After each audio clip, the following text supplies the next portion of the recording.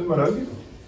Et donc, on est situé au 4e étage et on est dans un ensemble de l'hôpital qui s'occupe beaucoup de thrombose avec nos collègues de médecine vasculaire, nos collègues d'hémostase et nos collègues urgentistes.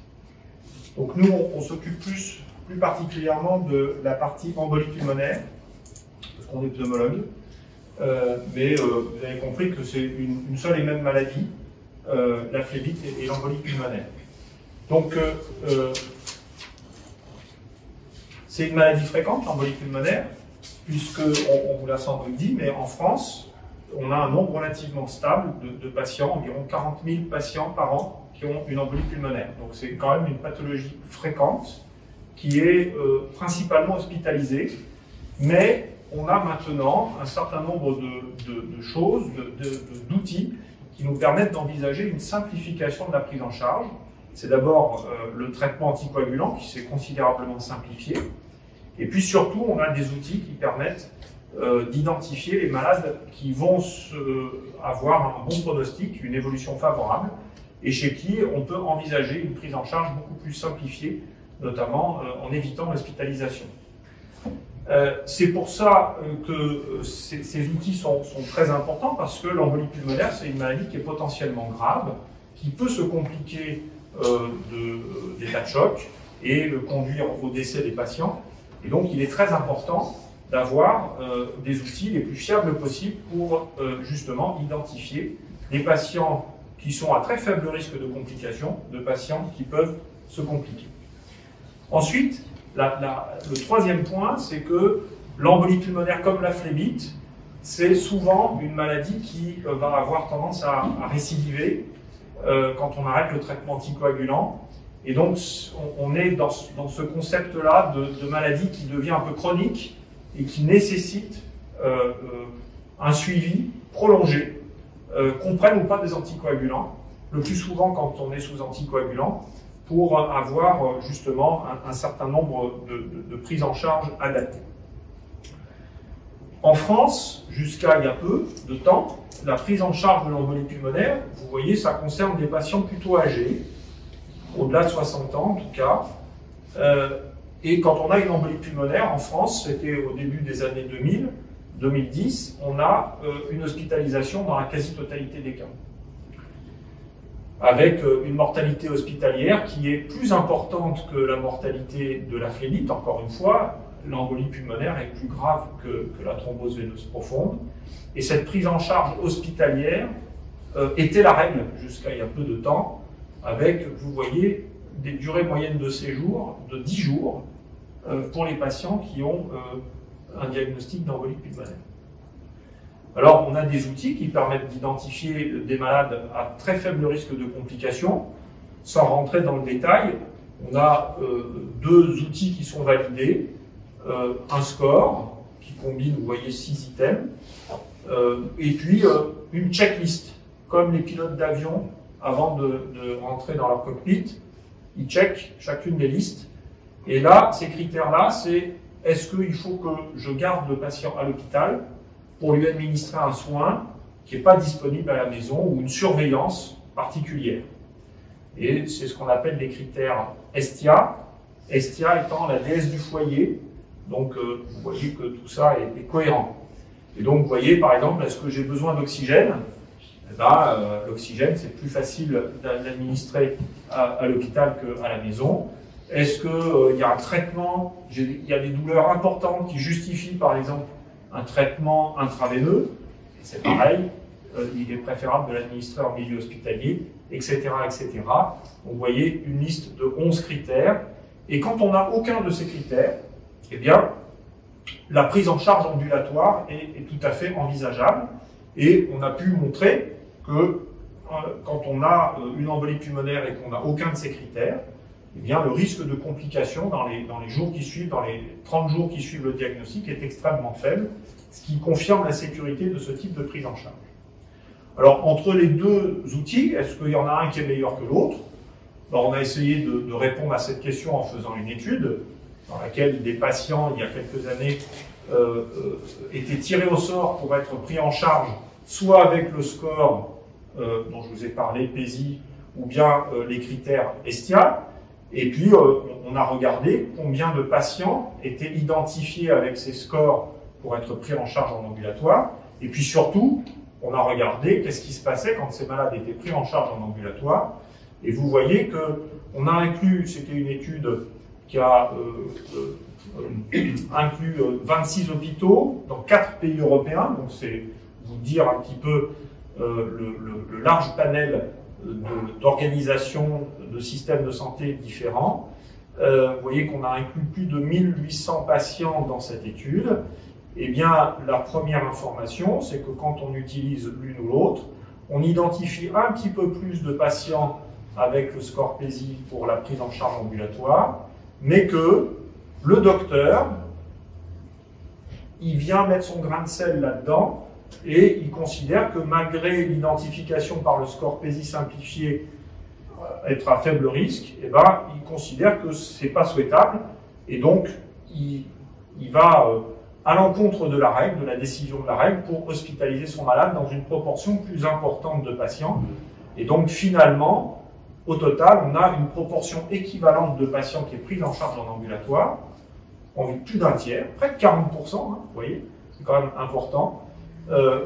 Près de 40% des malades qui sont pris en charge en ambulatoire en utilisant l'un ou l'autre de ces stratégies. Mais le plus important, c'est qu'est-ce qui se passe quand on prend en charge ces malades en ambulatoire. Eh bien, on a bien identifié des patients à très faible risque de complications, puisque vous voyez que quand on prend en charge ces malades identifiés soit par les critères ESTIA, soit par le score PESI simplifié, eh ben, on a 1% d'embêtement. 1% d'embêtement, c'est dans les 30 jours qui suivent l'inclusion. On identifie bien avec ces outils des patients qui sont à très faible risque de complications. Donc ça, c'est important parce que ça valide l'utilisation de ces outils pour prendre en charge les malades qui ont une embolie pulmonaire qui est diagnostiquée aux urgences. Et les recommandations des sociétés savantes vont dans ce sens-là et nous expliquent que lorsqu'on a une embolie pulmonaire, eh bien, le docteur peut évaluer la possibilité de prendre en charge son patient en ambulatoire à condition d'utiliser l'un ou l'autre de ces scores qui sont validés. L'autre chose importante, c'est que quand on est pris en charge en ambulatoire, ben, pour vous, il est important de sortir des urgences, mais de ne pas être lâché dans la nature. Et il est important que vous soyez pris en charge dans ce qu'on appelle un parcours de soins qui soit cohérent pour assurer le maximum de sécurité et d'efficacité à cette prise en charge. Et donc, c'est ce que on va passer quelques minutes là-dessus. Il y a le temps du diagnostic. Ce temps du diagnostic, il est souvent fait aux urgences. D'accord ? On a une douleur dans la poitrine, on est essoufflé, on peut aller voir son médecin traitant, mais le plus souvent, les patients vont quand même aux urgences et le diagnostic est le plus souvent fait aux urgences. Lorsque le diagnostic est confirmé, on analyse la gravité de l'embolie pulmonaire avec les outils dont je vous ai parlé précédemment. On débute évidemment le traitement anticoagulant. Et si on est identifié comme étant à faible risque de complications, eh ben, je vous ai montré qu'en utilisant l'un ou l'autre de ces outils, il ne se passe pas grand-chose quand on est pris en charge en ambulatoire. Ce qui est important, c'est que quand on est pris en charge en ambulatoire et quand on sort du service des urgences avec le diagnostic d'embolie pulmonaire, dans toutes ces études, on a validé cette sécurité parce que les malades étaient revus en consultation très précocement. Précocement, c'est dans les 3 jours qui suivent le service de la sortie des urgences. Et ça, c'est une consultation très importante parce que les urgences, ce n'est pas le bon endroit pour vous délivrer les informations sur votre maladie, sur le traitement anticoagulant. Et donc, Justine vous a expliqué toutes les informations qu'elle peut délivrer aux patients quand elle voit les patients dans cette circonstance-là. Et puis souvent, c'est le moment pour vous d'expliquer mieux vos symptômes et puis surtout vos inquiétudes. Parce qu'on vous a expliqué que vous aviez une embolie pulmonaire, on vous dit vous pouvez rentrer à la maison. Et puis, vous êtes quand même au courant que l'embolie pulmonaire, ça peut parfois s'aggraver. Donc, on vous dit pourquoi on a laissé rentrer à la maison alors qu'il y avait un risque d'aggravation. Donc, ça peut être source d'angoisse. Donc, c'est pour ça qu'on revoit les patients très, très précocement, justement pour avoir ce temps de discussion, d'explication qui est absolument nécessaire. Évidemment, tout ceci se fait en lien avec le médecin traitant des patients. Alors, parfois, il y a des malades qui n'ont pas de médecin traitant, et lorsqu'ils en ont un, et c'est plus souvent le cas, on travaille avec eux. Et puis ensuite, une fois que cette première consultation est passée, qu'on a pris du temps pour expliquer le traitement, la maladie, etc., eh bien, le deuxième temps de ce parcours de soins, c'est 1 mois. Pourquoi 1 mois? Parce que c'est le moment où le traitement anticoagulant, qui est maintenant le plus souvent le traitement anticoagulant oral direct, la posologie est changée. Donc il est important de vérifier que la bonne posologie soit donnée au bon moment, et donc on évalue ça. Ça permet de voir s'il y a eu des complications, et 1 mois, c'est la période au cours de laquelle il y a le maximum d'embêtement, en termes de récidive, quand ça arrive, ou en termes de complications hémorragiques. Donc c'est important de faire le point au terme de ce mois après le diagnostic. Et puis, on veut se poser la question de savoir pourquoi on a fait la phlébite ou l'embolie pulmonaire. Et donc, on fait une enquête pour savoir, pour trouver une explication. Quelle est la circonstance de survenue de cette thrombose? Est-ce que c'était un plâtre, un alitement en post-opératoire? Est-ce que, au contraire, ça complique l'évolution d'une maladie tumorale? Est-ce que, au contraire, on ne retrouve aucune explication? Et ça, on appelle ça une maladie non provoquée. Et c'est important parce que ça va nous guider pour décider de la durée du traitement anticoagulant. Et puis, c'est aussi le moment, encore une fois, d'être à l'écoute des patients en sachant s'il y a des soucis sur la tolérance du traitement anticoagulant ou sur des difficultés particulières. Et puis, au terme de 3 à 6 mois de traitement, c'est aussi une période très importante parce que c'est la période où on va se poser la question d'arrêter ou de poursuivre le traitement. Et cette décision de poursuivre ou d'arrêter le traitement, elle va être prise en fonction de l'identification d'une cause, éventuellement réversible, de la tolérance de ce traitement, et puis on va commencer à s'intéresser aux séquelles. Est-ce qu'il y a des séquelles au niveau des membres inférieurs? Est-ce qu'il y a des séquelles en termes d'essoufflement? Et l'essoufflement, ça reste un motif de consultation et de plainte au décours de l'embolie pulmonaire qui est extrêmement fréquent puisque un malade sur 2 conserve un essoufflement ou une limitation à l'effort dans les 6 à 12 mois qui suivent le diagnostic d'embolie pulmonaire. Donc c'est donc une plainte très fréquente qui est souvent minimisée par les patients parce qu'ils considèrent que c'est l'âge, c'est normal quand on est âgé d'être un peu essoufflé, etc.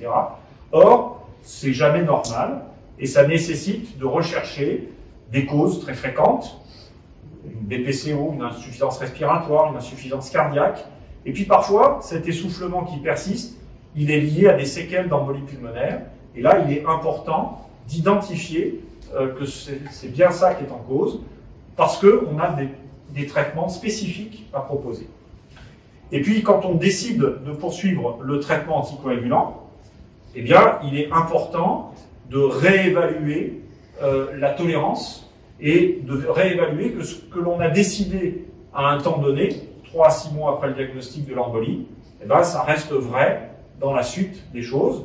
Et donc cette réévaluation de la balance entre le bénéfice et le risque, elle est absolument importante et elle doit persister pendant toute la durée du traitement anticoagulant. Donc vous voyez que ce parcours de soins qui part du diagnostic et qui s'étend parfois sur plusieurs années quand on garde le traitement anticoagulant, ben, il se fait en lien avec le médecin traitant et votre médecin traitant n'est souvent pas très à l'aise pour dire ben, j'arrête le traitement ou je le continue. Donc c'est pour ça qu'il y a besoin de centres qui disposent de spécialistes. Alors des fois on n'a pas la réponse et donc on a des réunions de concertation pluridisciplinaire où on se met à plusieurs pour discuter du dossier. Et de dire, bah oui, là, on pense qu'il faut poursuivre, ou au contraire, on pense qu'il faut arrêter, et d'argumenter notre réponse. Donc ça, c'est important, et c'est tout l'intérêt de centres qui disposent de toutes les expertises possibles pour pouvoir prendre les meilleures décisions possibles pour la prise en charge des patients. Donc vous voyez, c'est vraiment un parcours très intégré qui associe plusieurs, c'est pas l'affaire d'un spécialiste, hein, j'ai coutume de dire, c'est l'affaire de docteurs qui s'intéressent à cette maladie et qui suivent les malades, et qui suivent les malades surtout sur une durée prolongée, parfois prolongée, Souvent, on s'arrête au bout de 3 mois, donc il n'y a pas besoin d'être suivi au-delà. Mais le plus souvent, quand même, on garde le traitement anticoagulant le plus longtemps. Et donc, il est nécessaire d'avoir un suivi spécialisé. Donc, effectivement, sur la HEGP, on a mis en place ce parcours depuis le mois de septembre 2020, donc ça fait un peu plus d'1 an. C'est Justine, qui est l'infirmière de coordination, qui est en charge de ce parcours. Vous voyez que en un peu plus d'1 an d'existence, ce parcours, il a pris en charge 153 malades en ambulatoire. Ces malades, ils sont un peu plus jeunes, c'est 55 ans, vous avez vu tout à l'heure, dans les données hospitalières, c'est plutôt 68 ans. Donc c'est pas étonnant que les malades plus jeunes soient pris en charge en ambulatoire, c'est moitié-moitié d'hommes et de femmes. Et c'est principalement des malades qui viennent de nos urgences, mais pas que. Et puis vous voyez qu'il y a de temps en temps des médecins qui découvrent une embolie pulmonaire, voilà, par exemple des radiologues qui réévaluent un cancer et qui découvrent une embolie pulmonaire et qui nous adressent ces patients-là. La consultation que fait Justine, ça dure 1h30. Donc vous voyez que c'est un temps dédié important. C'est pas juste, hop, vous avez vos anticoagulants, c'est un temps dédié important. Et surtout, les patients recontactent spécifiquement sur des questions, donc plus d'une fois sur 2. Donc c'est vraiment quelque chose qui est important, d'abord pour de l'anxiété, ensuite pour des symptômes qui persistent, et puis parfois pour des questions administratives, mais ça, c'est pas forcément la bonne idée. Donc, tout ça pour dire que l'embolie pulmonaire, c'est une pathologie qu'on connaît maintenant de mieux en mieux, qu'on est capable d'identifier des patients dont la prise en charge peut être relativement simplifiée, les traitements sont simplifiés, les parcours sont aussi simplifiés et bien formalisés, et donc ça c'est important avec chacune de ces étapes. Et puis je pense que de développer des centres experts sur cette maladie est important pour prendre en charge les cas les plus complexes et puis pour être un centre de recours quand on a des discussions qu'on peut avoir. Et puis en France, on a pas de pétrole mais des idées, et donc il y a plusieurs sociétés savantes qui se sont mises autour d'une table pour essayer de définir des recommandations de bonnes pratiques sur la prise en charge de cette maladie et d'évaluer toutes les facettes de la prise en charge de cette maladie. Et donc, vous voyez, toutes ces sociétés savantes, donc encore une fois, c'est pas l'affaire d'une spécialité, c'est vraiment toutes les spécialités qui sont impliquées là-dedans. Vous avez des urgentistes, des médecins vasculaires, des thérapeutes, des cardiologues, des hématologues, des anesthésistes réanimateurs, des pneumologues. Bref, vous voyez qu'il y a plusieurs professionnels de santé et plusieurs sociétés savantes qui sont autour pour réfléchir et définir des recommandations de bonne prise en charge. Et voilà l'équipe de pneumologie sur la HEGP. Vous reconnaissez Justine qui est là, et avec sa ligne directe pour être contacté par nos patients. Parce que là aussi, c'est important, quand on appelle, il faut qu'il y ait quelqu'un au bout du fil qui réponde aux questions qu'on pose. Si ça sonne dans le vide ou si ça tombe sur un serveur vocal, ça ne sert pas à grand-chose. Et donc, on a mis en place ça, et je vous remercie.